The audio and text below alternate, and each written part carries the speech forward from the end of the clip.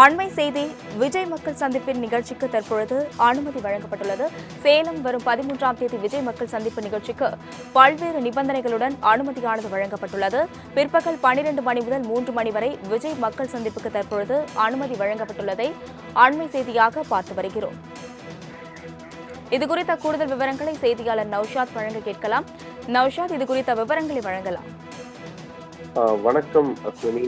சேலம் மாவட்டம் சீரநாயக்கன்பட்டியில் உள்ள தாளமுத்து நடராசன் மைதானத்தில் பிப்ரவரி 3ஆம் தேதி விஜயின் மக்கள் சந்திப்பு நிகழ்ச்சி நடத்துவதற்கு காவல்துறை அனுமதி வழங்கியிருக்கிறதாக ஒரு தகவல் வெளியாக இருக்கிறது. இரண்டாம் தொடர்ந்து முன்பாக வேலூர் மாவட்டத்தில் இதே போல மக்கள் சந்திப்பு நிகழ்ச்சி ஏற்பாடு செய்யப்பட்டு அதுக்கு அனுமதி மறுக்கப்பட்டது.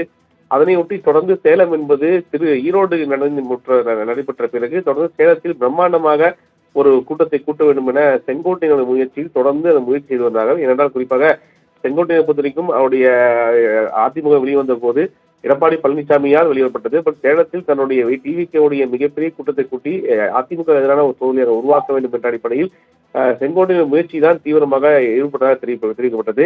இதனைத் தொடர்ந்து காவல்துறை அனுமதி மறுக்கப்பட்ட நிலையில இப்போது அனுமதி வழங்கியிருப்பதாக தகவல் இருக்குது. அது மிக முக்கியமாக சில நிபந்தனை வழங்கியிருக்கிறார்கள். ஏற்கனவே பொதுக்கூட்டத்தை கூட்ட வேண்டும் என்றால் சில எஸ்ஓபி ஒரு கான்செப்ட் இருக்குது. அந்த அடிப்படையில் பார்க்கும்போது போக்குவரத்திற்கு பிரச்சனை இல்லாமல் இருப்பதாகவும், மேலும் கர்ப்பிணி பெண்கள், குழந்தைகள், வயதானவர்கள் யாரும் கலந்து கொள்ளக்கூடாது உள்ளிட்ட 40க்கும் மேற்பட்ட நிபந்தனைகள் விதிக்கப்பட்டிருப்பதாகவும், நிகழ்ச்சியில் கட்சியினர் 5000 பேர் மட்டுமே கலந்து கொள்ள அனுமதி வழங்கப்பட்டிருக்கிறது.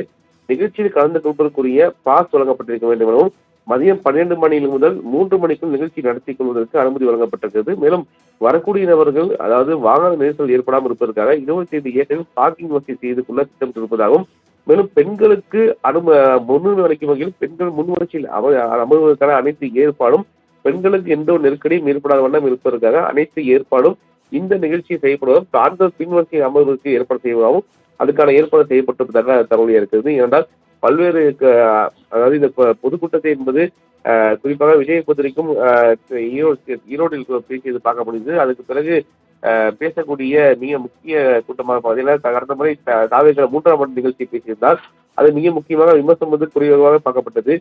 இந்த சேலத்தில் கூட்டத்தில் பல்வேறு பிரச்சாரம் குறித்தும், மேலும் வரும் 2020 தேர்தல் குறித்தும் மிக முக்கியமாக உரையாற்ற எதிர்பார்க்கப்படுகிறது. இந்த அடிப்படையில் தான் இதுக்கு அனுமதி வழங்கப்பட்டிருக்கிறது. அஸ்வினி, விவரங்களுக்கு நன்றி நௌஷாத்.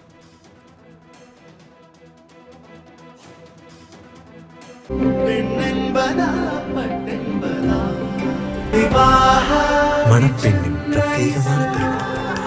விவாஹா தி சென்னை சில்க்ஸ்.